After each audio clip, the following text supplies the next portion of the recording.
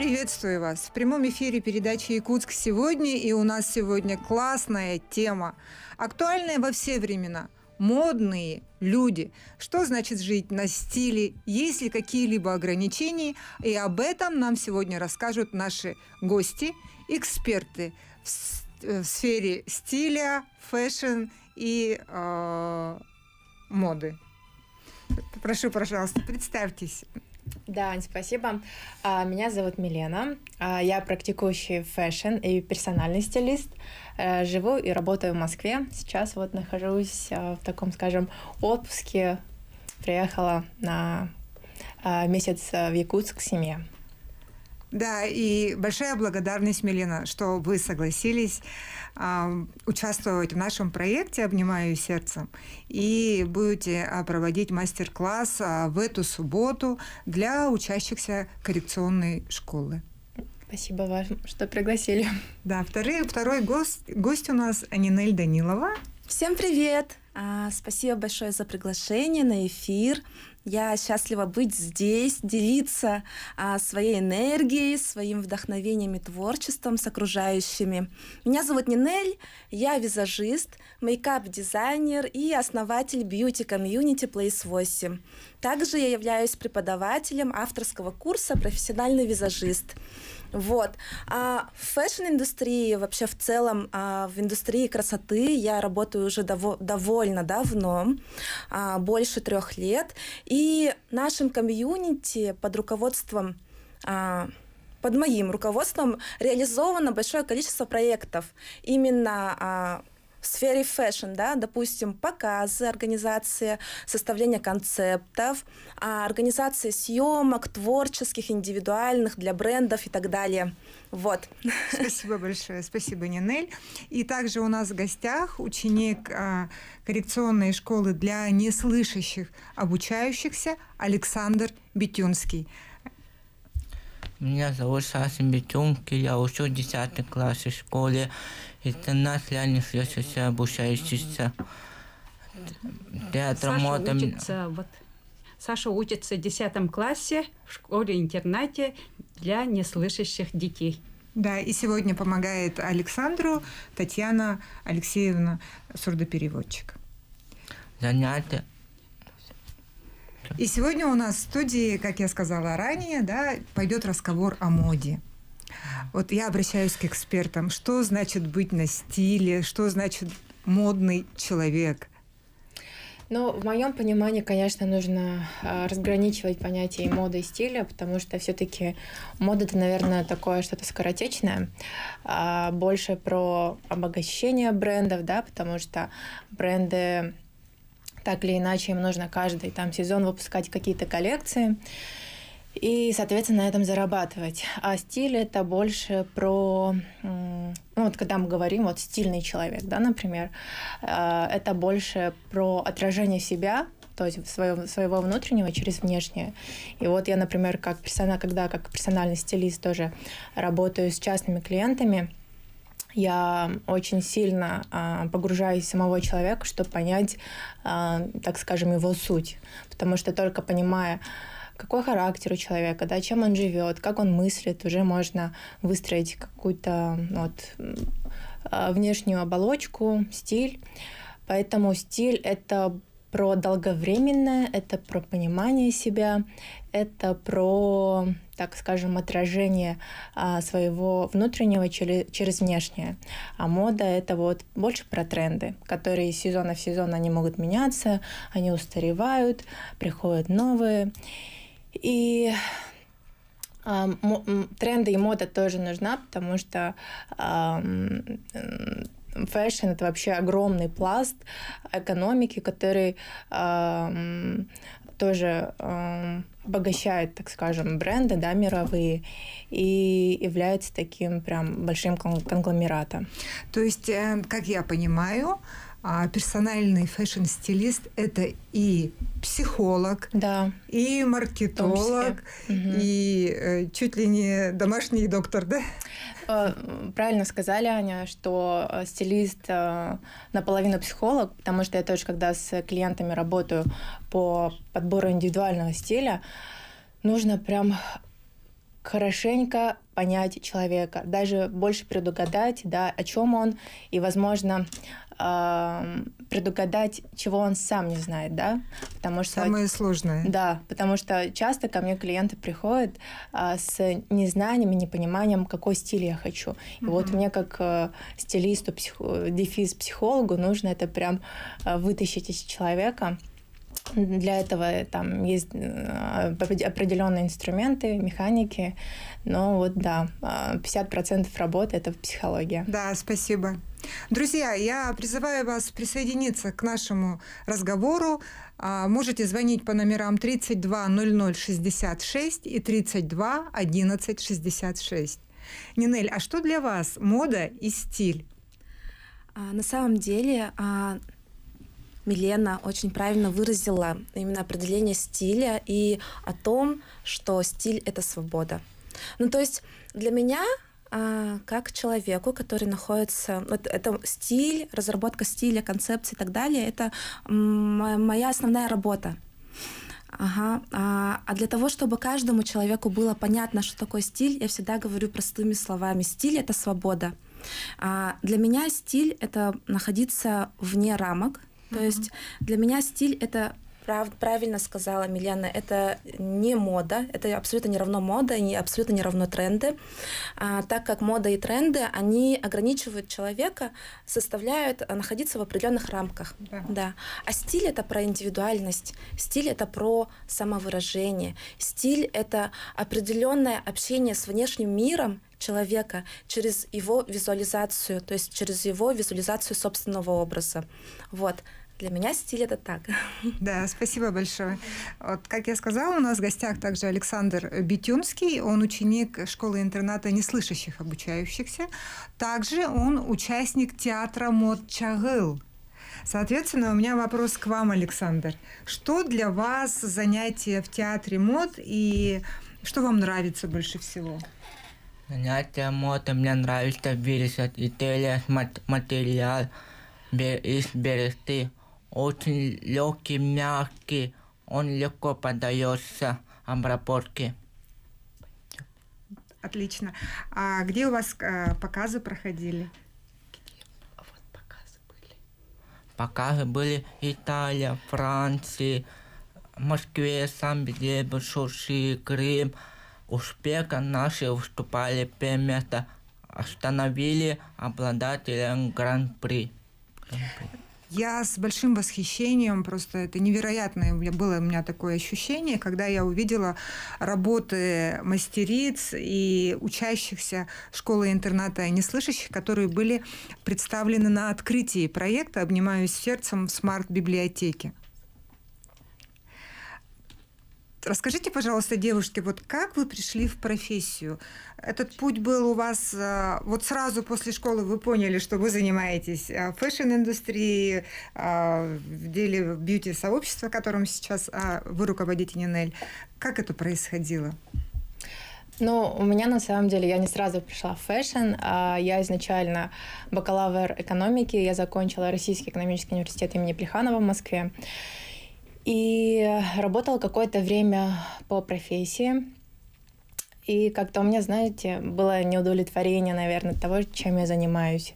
То есть я работала, потому что вроде как надо, вроде нужно оправдать свои года, которые там посвятила на обучение. Но что-то внутри вот корёжило. Не было какого-то либо удовлетворения и удовольствия, а я тот человек, которому очень важно получать удовольствие именно от деятельности, которой я занимаюсь. И я помню, получается, в 2019 году я поехала на остров Бали, это Индонезия. И многие, возможно, знают, что Бали такой, скажем, сокровенный остров, является одной из чакр Земли. И я поехала, я на самом деле такой духовный человек, верю в энергетику и так далее. И я прям такой запрос поставила. Пожалуйста, остров, дай мне ответ, вот чем мне дальше заниматься, потому что удовлетворения в маркетинге я как-то не получаю. Вот, и когда я уезжала, вот у меня просто внутреннее осознание пришло, что фэшн и, такой, не знаю, какой-то внутренний отклик, жжение, что ли, в груди. И уже по возвращению в Россию я уже полностью сконцентрировала свое внимание в эту сторону. Начала заниматься своим блогом, инстаграмом. Пошли первые клиенты сразу оттуда. Сначала бренды начали обращаться, потом были частные съемки с клиентами. Сначала, получается, я начала заниматься фэшн-съемками, да, вот именно как фэшн-стилист, а потом уже подключила к своей деятельности как работу с частными клиентами, начала работать как персональный стилист. Вот, и получается по сей день это направление, эта профессия меня зажигает, меня вдохновляет. И на самом деле, когда я поняла, что не обязательно на самом деле гоняться за одной профессией на всю жизнь, да, искать что-то одно, меня эта мысль очень успокоила, потому что у нас сейчас мир очень быстротечен, много информации, много технологий, и я прям подуспокоилась, когда поняла, что не нужно искать одну профессию на всю жизнь. То есть я не берусь говорить, что я стилист там на всю жизнь, например, да. Возможно, через 10 лет я пересмотрю там свое отношение и найду для себя что-то другое. Но это возможно как для тех, кто сейчас в поиске, может быть, для детей, для подростков, которые заканчивают школу и не знают, куда себя направить. Да. Если мне такое наставление дали бы в 17 лет, я думаю, что я как-то проще бы, наверное, прожила этот поиск. Вот, поэтому просто нужно искать, где получаешь удовольствие, где есть энергия. Потому что там, где есть энергия, там будут и деньги, там будет и, не знаю, успех, обратная связь положительная и так далее. Милена, спасибо большое. Мы продолжим наше обсуждение по поиску себя, своего предназначения, как пройти путь для того, чтобы он вдохновлял и получать от этого истинное удовольствие после рекламы. Оставайтесь с нами, мы будем очень рады.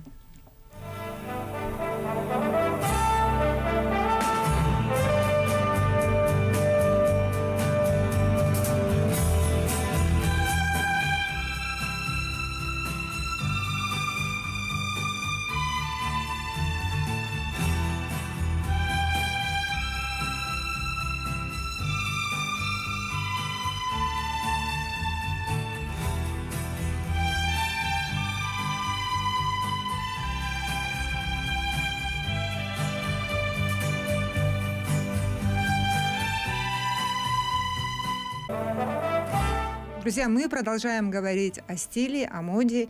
И в студии у нас Милена Шадрина, стилист из Москвы. Спасибо, что вы приехали и согласились прийти к нам на эфир. Нинель Данилова, Александр Бетенский и Татьяна Дичковская.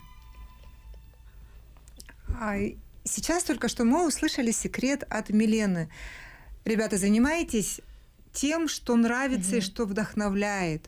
Тогда это приносит удовольствие, ну и сопутственно, косвенно успех и деньги, я так понимаю. Ну и, соответственно, конечно, нужно терпение и пробовать разное, потому что, чтобы понять, что нравится, это приходит через опыт только.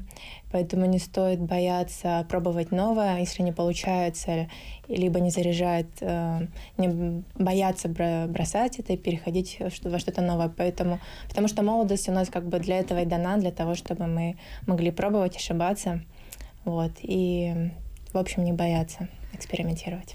Спасибо, Нинель. А как ты пришла с профессией, которой ты сейчас занимаешься? В бьюти-индустрию я пришла через макияж. На самом деле творчество в моей жизни было не всегда. До творчества я вообще занималась точными науками. Я экономист, я знаю бухгалтерию, знаю налоговый кодекс наизусть. То есть у меня есть аналитический склад ума. Я математик. И творчество для себя я раскрыла и поняла о том, что оно находится очень близко рядом со мной, только после того, как я стала мамочкой. Я только тогда, когда у меня родился сын, и сидя дома, я поняла, что я хочу создавать, созидать и творить, в этом мире. И я начала вспоминать уже все свои детские увлечения и то, что всегда было рядом со мной. Это рисование, это хобби шитье, это общение с людьми, это желание постоянно творить красоту. То есть я всегда рисовала на людях. Я рисовала макияжи. В детстве я разукрашивала очень много кукол.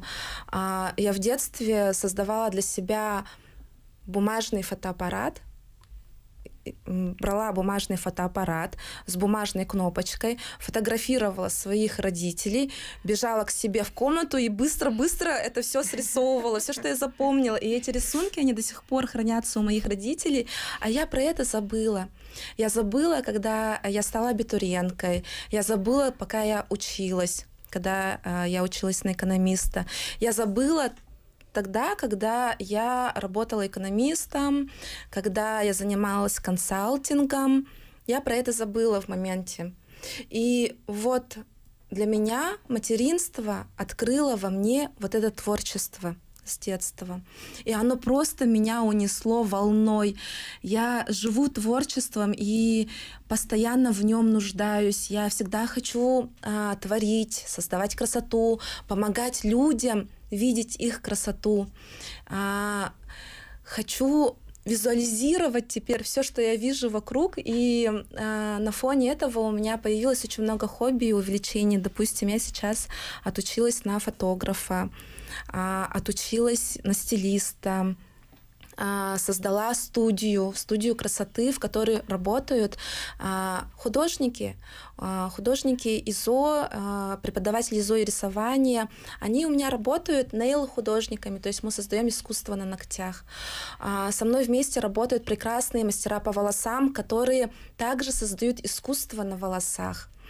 Со мной вместе работают ресничные мастера, которые просто безумно вдохновлены ресницами, и они также хотят дарить вот эту свою красоту другим людям. Вот таким вот образом у нас создалось такое небольшое сообщество.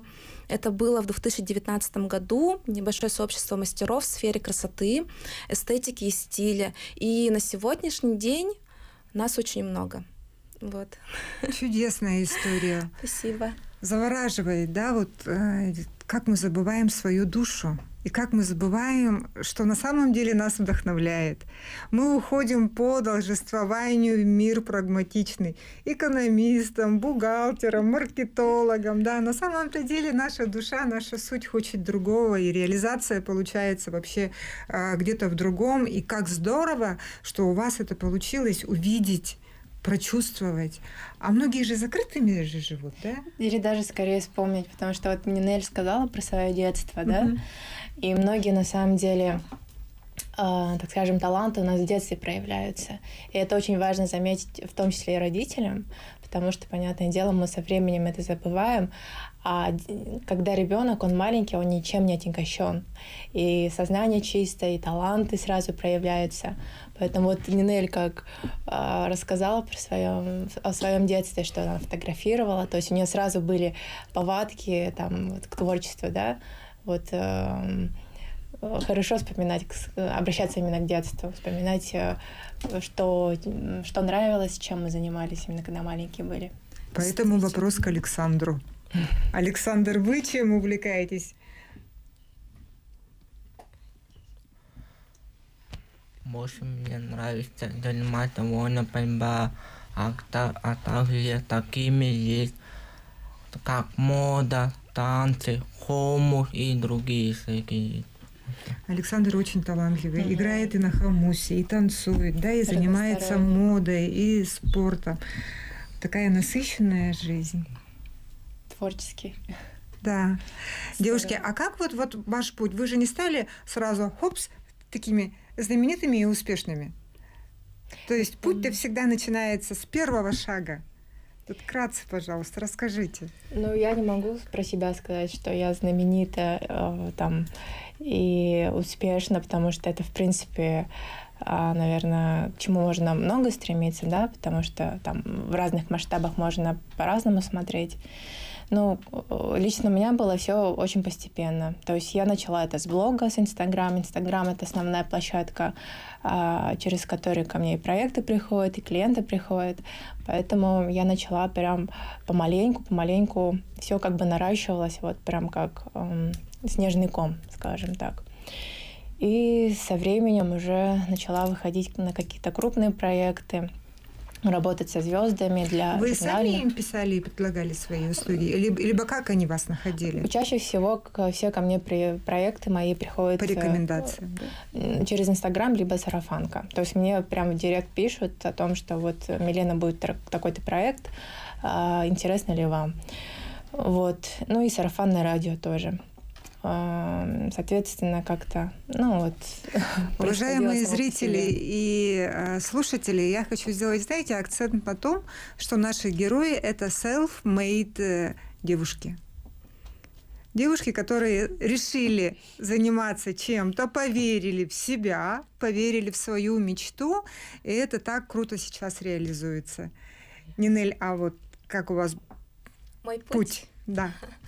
Мой путь, он начался у меня со вдохновения.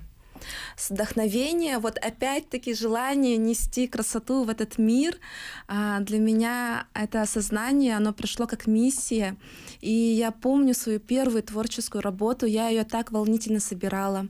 Это была съемка, я собрала свою команду, фотограф, видеограф, студию, нашла модель прям по кастингу, потому что у меня прям было вот желание видеть только нашу якутскую красоту, именно чтобы был наш разрез глаз, наши черты лица северные. Я ее красила 2 часа. Я 2 часа красила нюд, макияж. 2 часа делала макияж без макияжа, просто доводила до совершенства и до идеала. Настолько я была увлечена вот этой первой своей творческой работой. Итог какой? В итоге эта творческая работа опубликовалась, ее взяли на публикацию, сразу же ко мне пришел ответ в течение там буквально 3 часов. Обычно такого не происходит. И причем взяло его международное издание на публикацию, и не просто разворот, а на обложку. Это первая работа была? Да. И моя первая творческая работа, я ее называла Natural Yakutian Beauty, то есть натуральная якутская красота. И что самое удивительное, прошло 3 года с момента публикации этой работы, и издание до сих пор его публикует на своем официальном сайте, и это фото с моей работой, с этой моделью встречает всех новых посетителей сайта этого издания. И у нас звонок в студию, пожалуйста. Здравствуйте. Здравствуйте. Хочу спросить у Александра.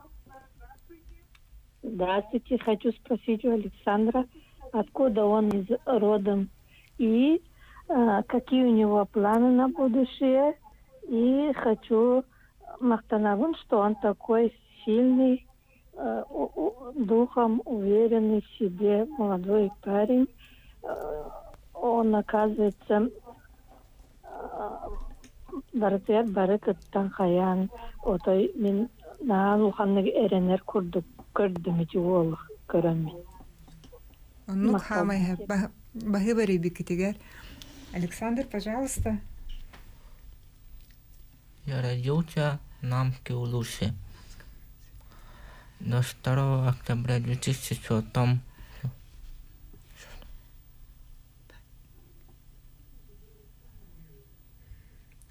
Опять это вопрос Катыгар?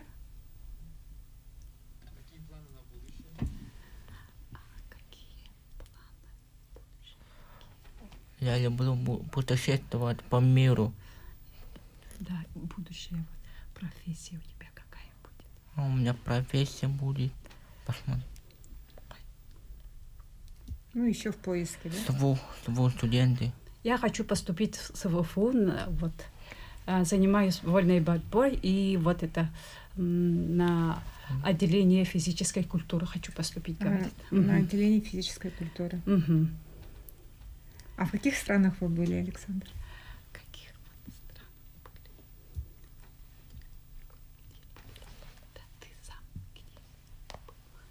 Я был в Москве, Санкт-Петербурге, Сочи, Крым. Всё.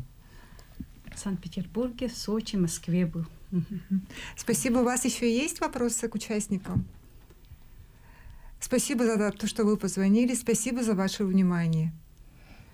У меня сейчас вопрос к Александру. Вот ваш театр Мод Чагыл. Какая его история? Театр мода работает 2007 года, где руководитель является Юлия Васильевна и Александра Ивановна. Девушка шьют платья, костюмы, вышивание вечером, а мы, мальчики, делаем из береста. Александр, спасибо. Очень... Мы продолжим. Да, сейчас мы уходим на рекламу, и мы продолжим говорить о вашем театре мод после рекламы. Друзья, оставайтесь с нами, мы вам очень рады.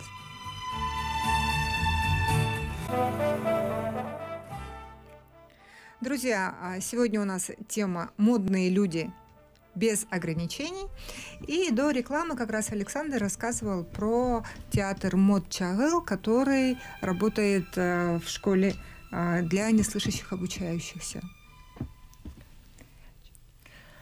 Мальчики делаем береста, украшения, детали, костюмы и женские украшения. Все. Вот, зрители, вы можете увидеть, какой шикарный костюм сегодня у Александра. И я так понимаю, это вот сделано как раз-то вашими руками, да? Руками мастеров вашей школы. И ребята сами тоже, да, ведь принимают участие? Они сами делают. Вот, видите, они сами делают, вот как Татьяна Алексеевна подтверждает, это просто какое-то чудо. Прям узоры, мне очень нравятся узоры, вырезанные из бересты. Они так прям очень вдохновляет. Спасибо вам большое. Спасибо. Девушки, а расскажите, пожалуйста, вот какие у вас были моменты очень яркие, смешные, неожиданные? Ну, в работе у меня как-то достаточно все предсказуемо было. То есть я достаточно человек, который такой организованный, любит, когда все по тайм-коду, по плану идет, поэтому каких-то внештатных ситуаций у меня не было. И слава богу, потому что это, конечно, требует, наверное, очень много нервов, когда что-то внеплановое идет. Поэтому пока что за мою практику ничего такого неожиданного, слава богу, не было. Ну, как я понимаю, это про внутреннюю дисциплину и про тайм-менеджмент, да? Ну да, отчасти. Угу. Нинеля, у тебя? На съемках, вот правильно Милена говорит, то, что самое главное — это организованность, тайм-менеджмент, и чтобы команда вся работала как единый механизм. Так как если во время съемки или предподготовки съемки происходит какая-то внештатная ситуация, то это все может развалиться как карточный домик. Да, сказывается на всех. Сказывается на всех, сдвигается весь тайминг. У нас, получается, и студия тоже по времени работает, фотографы по времени работают, видео, координаторы, модели. Модели тоже работают по времени. Вот. А помимо них еще огромная команда, координаторы, администраторы, продюсеры. Продюсеров может быть еще несколько. То есть во время съемки, в зависимости от масштабности, задействовано большое количество человек. И если у нас происходит, допустим, костюм не вовремя привезли, или там происходит, допустим, аксессуары тоже не вовремя, допустим, дизайнер только-только изготавливает свою коллекцию, и он хочет, вот прям я сейчас хочу сделать съемку аксессуаров, а я ее только-только вот заканчиваю шить. И вот как горячие пирожки хочу сразу отснять. Такое бывает, но это обычно бывает, вот опять-таки, если сам заказчик говорит о том, что у меня там какая-то внештатная ситуация произошла, либо когда дизайнеры, стилисты аксессуары не приносят вовремя. Но это все решается легко. Таких... Желательно, чтобы таких ситуаций не происходило, потому что, как Нинель правильно говорит, один механизм ломается, и это влияет сразу на всю систему, потому что команда, когда собирается на какой-то проект или съемку, все должны работать очень слаженно, так как прям один единый целостный механизм. Но я хочу сказать, что у нас самые лучшие стилисты, самые лучшие дизайнеры, я всех люблю. Это не история про конкретного человека. Я помню на концерте, который вот мы организовывали 8 декабря, инклюзивный концерт состоялся, раскрывая сердца, и Нинель, вы ставили показ мод, где участвовали дети инклюзивные, да? И я помню, что какой-то костюм тоже был сшит день в день. День в день, да, сшивалось, потому что, опять-таки, мы готовили показ, это происходило практически спонтанно, да, то есть это было на подготовку мало времени было, и было такое. И дизайнеры нас классно все поддержали, все были за реализацию этого проекта, и поэтому дизайнер решила сшить специально для этого показа свою новую коллекцию Casual, и вот и она вот как раз-таки прям в 6 ровно вечера была готова, и нам привезли. Девушки, как вы считаете, вот вы обе... Кстати, хочу сказать, что в нашем проекте случайности не случайны, и как мы познакомились с Нинель, как мы познакомились с Миленой, это вот про это, да? Что как будто Вселенная вот открывает путь, и люди встречаются для чего-то. Да? Мы, значит, встречаемся с Эйгей на обед, и с ней приезжает Нинель, мы начинаем с Эйгей общаться, Нинель говорит: ой, девочки, я хочу ваш проект. Да? У нас на прошлой неделе проходит эфир, и Милена звонит, как раз прилетела в Якутск, увидела эфир наш на НВК и говорит: я хочу тоже сделать бесплатно благотворительный мастер-класс. Вот это же посыл, и он идет от души, да? Каких еще благотворительных мероприятиях вы принимаете участие? Расскажите, пожалуйста, Милена. Ну, я, в принципе, благотворительностью занимаюсь уже достаточно давно, наверное, с 2016 года. Именно был, так скажем, мое первое знакомство, да, вообще с благотворительностью. Я тогда курировала детский дом в Московской области, в Тверской области. Вот, мы с моими друзьями раз в месяц ездили к ним, то есть это 3 часа занимало в одну сторону дорога. Мы проводили с детьми целый день, привозили им вещи, вкусняшки, чинили детский дом даже своими руками. Вот, поэтому...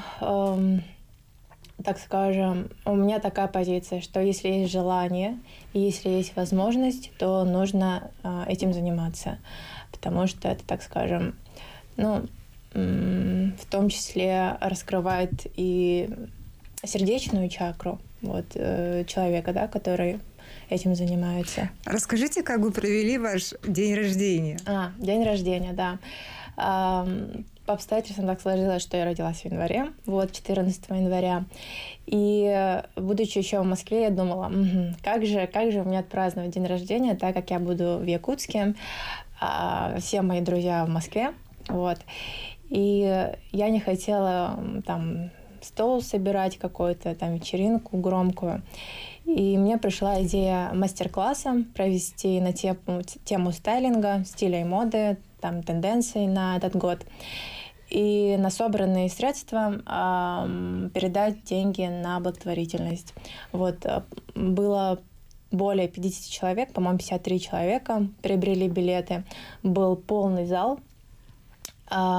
Люди скинули, там, это было все в формате donation, то есть я сказала, вы можете скинуть любую сумму, но главное это 100 рублей, да. Кто-то скидывал по 1000, по 2000. И в итоге мы собрали 53 500 рублей. И все денежные средства я связалась с Антоном Васильевым. Он занимается такой благотворительной деятельностью в Якутске. И мы передали деньги девочке, которая больна с ДЦП. И им буквально не хватало 47 000 рублей. для того, чтобы поехать в реабилитационный центр в Челябинске, который занимается вот именно таким случаем, как у нее, только в Челябинске. И мы полностью, получается, погасили эту нехватающую сумму, даже чуть больше. И вот я знаю, что девочка Валерия с мамой, они в конце февраля летят в Челябинск, и есть очень большая вероятность, что девочка сама сможет ходить своими ногами. Какие у вас были чувства? Ну, конечно, очень благодатны. Очень... Вот, кстати, вот одна из причин, да, почему этим стоит заниматься, потому что когда ты даришь благо, появляется очень внутреннее такое созидательное ощущение внутри. И в тот день, конечно, и в том числе от того, что люди были благодарны от мастер-класса, были довольны, это созидательное чувство появлялось. Ну и то, что вот мы все вместе сделали хорошее, благое дело, тоже было так очень приятно на душе. Да, за что большое спасибо. Нинель в рамках нашего проекта также у Нинель свой фотопроект, который будет состоять из серии, да, фотосессий с подростками с инклюзией. Подробнее, пожалуйста, расскажи. Были же уже съемки, да? Ага, прошли уже съемки. На самом деле проект «Обнимаю сердце» мне очень сильно нравится. Я его поддерживаю всей душой. И вообще, в принципе, люди, которые занимаются благотворительностью, которые организовывают проект, который объединяет, я этими людьми восхищаюсь. Это необходимо иметь огромное мужество, большое сердце для того, чтобы объединить людей, вдохновить в поддержку детей и направить в одно русло. Это классно. И в первый раз, когда я узнала о проекте, в день, когда мы с тобой познакомились, я просто сидела такая, это сама Вселенная мне дала знак для того, чтобы я не просто так оказалась здесь в библиотеке сегодня. Проект классный, и как раз я искала для себя возможность, чтобы начать помогать людям, детям, показывать детям, знакомить их с бьюти-индустрией, показывать им красоту. И получается, проект «Обнимаю сердцем», он появился вовремя в моей жизни, так как он является инструментом для реализации своей собственной цели именно в благотворительности. Вот. Да, у нас, к сожалению, осталась всего минута. Я хочу сказать о том, что 28 января пройдет мастер-класс Милены в коррекционной школе для неслышащих детей, который будет состоять из 3 частей. Да? Это модные тренды, практические советы по гардеробу, и участники должны будут принести одежду свою для школьной вечеринки. И сегодня мы говорили о моде, о том, что мода не имеет ограничений, и о том, что стиль и мода – это то, как можно себя выражать. Спасибо большое, что сегодня вы были с нами. Мы вам очень благодарны.